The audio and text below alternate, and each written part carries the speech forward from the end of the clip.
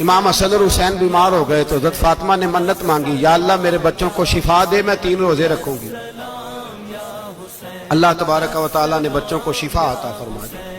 اور میں سمجھتا ہوں یہ کربلا کی ٹریننگ تھی۔ روزے رکھے بچوں نے۔ کس نے روزے رکھے؟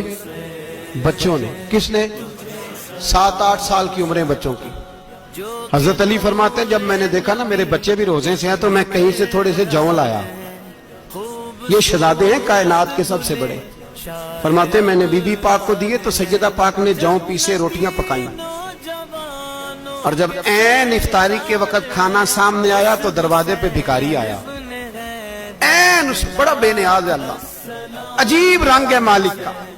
عین افطاری کا وقت جب آدمی کہتا ہے کہ فٹافٹ ہو جائے، بھکاری دروازے پہ آیا اور اس نے صدا دی، او میرے رسول کے گھر والوں، کئی دنوں سے روٹی نہیں کھائی۔ حضرت علی نے، حضرت فاطمہ نے بچوں کی طرف دیکھا تو امام حسین چھوٹے تھے سب سے، انہوں نے سب سے پہلے برتن اٹھائے کھانے والے، اور کہنے لگے اماں میں نہ دیکھے آؤں۔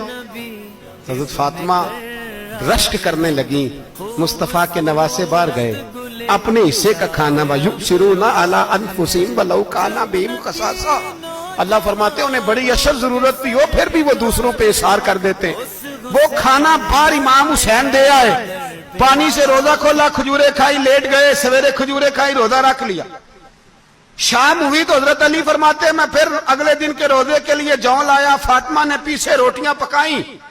2 دنوں کی بھوک تھی پر مالک تو بڑا بے نیاز ہے، آزمانے پہ آیا تو اس رنگ میں عین افطاری کے وقت دروازے سے آواز نکلی، اور مانگنے والے نے کہا کہ بھوکا بھی ہوں اور یتیم بھی ہوں، یتیم ہوں۔ حضرت فاطمہ کہنے لگی بیٹا دیر نہ کرنا، یتیم کا پیٹ بھرنے میں دیر نہیں ہونی چاہیے۔ کھانا باہر چلا گیا، پانی سے روزہ، کھجورے۔ شہزادے ہیں شہزادے، یہ 2 جہاں کے شاہ ہیں، پاس کچھ رکھتے نہیں، 2 جہاں کی نعمتیں ہیں ان کے خالی ہاتھ میں۔ کھجور پانی سے افطاری بھی، سحری بھی، سویرے پھر اٹھے، روزہ رکھا، تیسرا دن ہے، تیسرا۔ ذرا دل پہ ہاتھ رکھنا، بچہ ایک رات بھوکا ہو تو اماں سوتی نہیں۔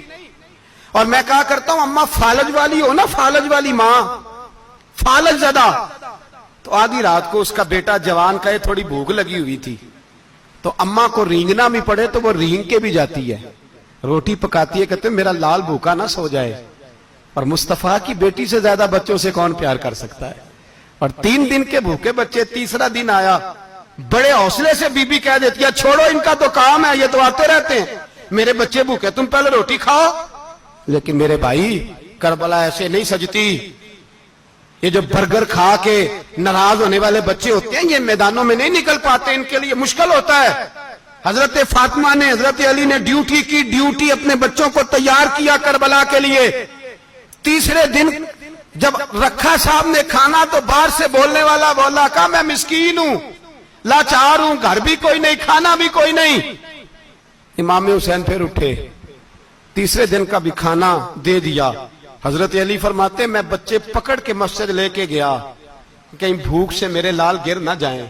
کہتے ہیں ہامتے کامتے تینوں شہزادے مسجد میں داخل جو ہوئے تو بس ہماری قیمت پڑ گئی، مول پڑ گیا ہمارا۔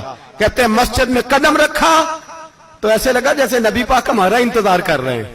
فرماتے ہیں تیسرے دن کی مغرب پڑھنے گئے تو حضور نے تینوں باپ بیٹوں کو چہرے دیکھے، فرمایا علی یہ جبریل کھڑے ہیں اور فرما رہے ہیں تیرے 3 دن کا عمل خدا کو بھی بڑا پسند آیا ہے، محمد مصطفیٰ کو بھی بڑا پسند آیا ہے۔